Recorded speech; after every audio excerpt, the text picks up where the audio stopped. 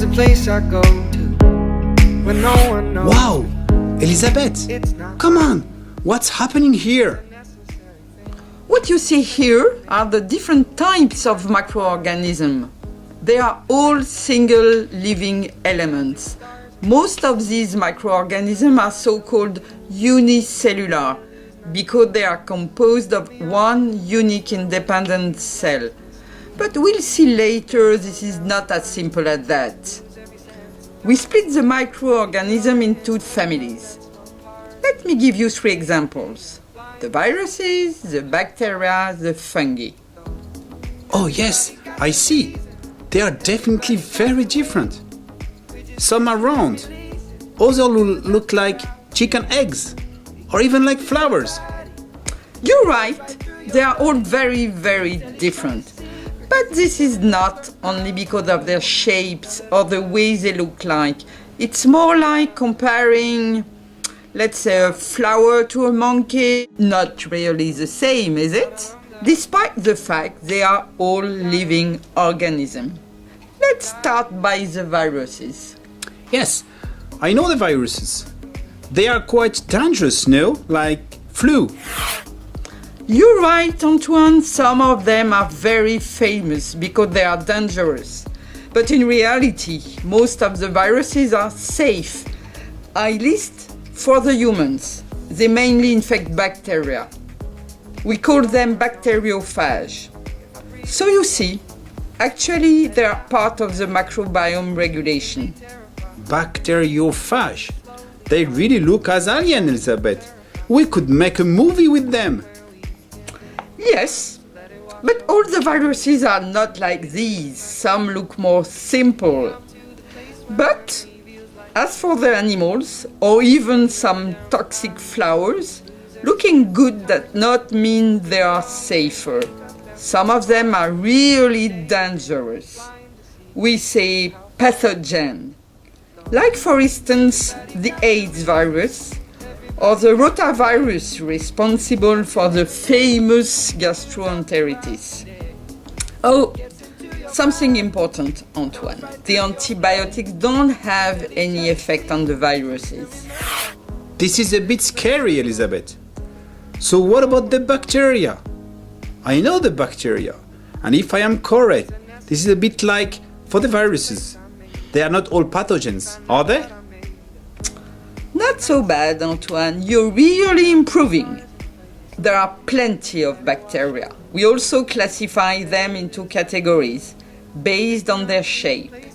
For instance, we have the cocci, like a small ball, or we also have the bacilli.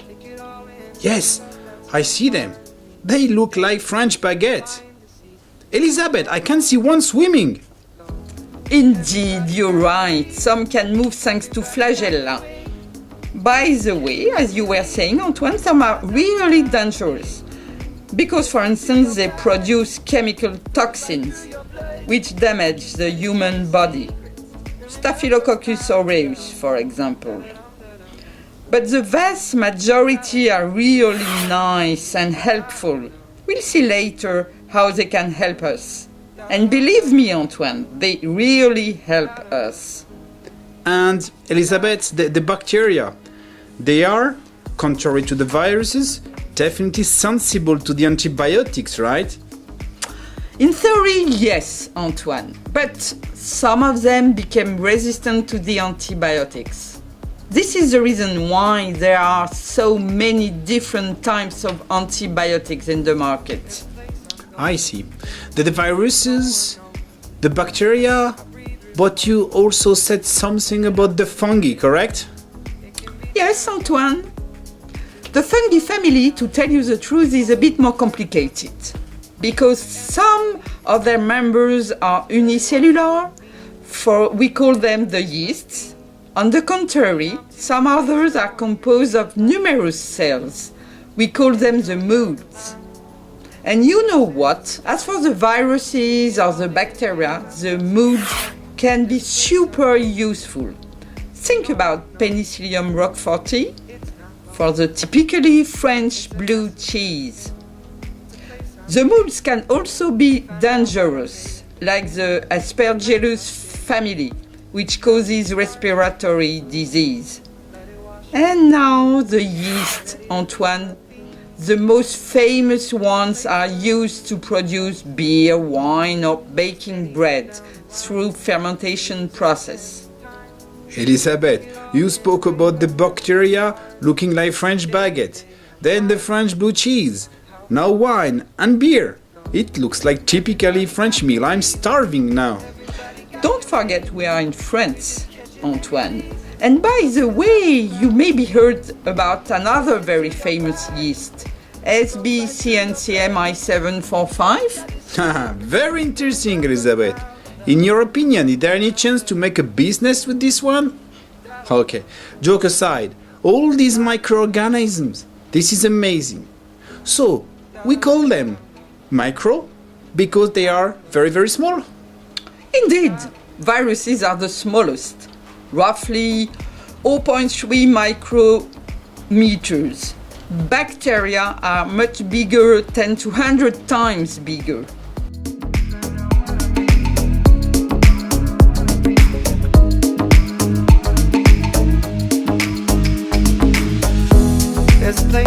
It's like comparing a small animal, like a bee, with a big one, a whale, for instance, correct? And what about the yeast? A bit bigger than the bacteria. Let's say 5 times bigger. Thank you very much, Elizabeth. But can you please tell me more about their reproduction? How can they be so numerous? Oh, you are tackling a serious topic here. So, to all of you, remove your glasses. We are going to go further into these details. We're just catching and releasing what builds up throughout the day. It gets into your body, flows right through.